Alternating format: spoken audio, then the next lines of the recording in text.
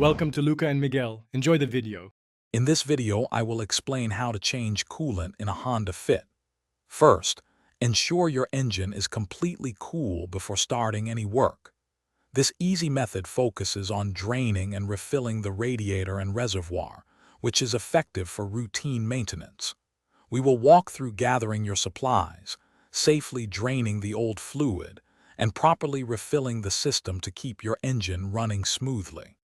Before you begin, gather all your necessary supplies.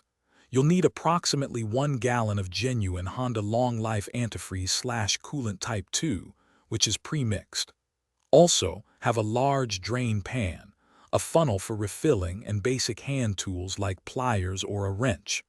Don't forget some clean rags and a bit of distilled water for cleanup or minor top-offs. Now let's drain the old coolant. First, set your car's heater to its maximum heat setting, then turn off the engine. Once the engine is completely cool, carefully remove the radiator cap.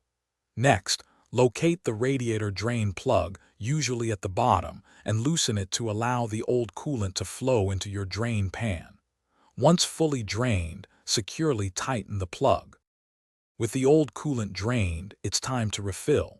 Pour the new Honda Type 2 coolant into the radiator until it reaches the base of the filler neck. Also, fill your coolant reservoir to the max line.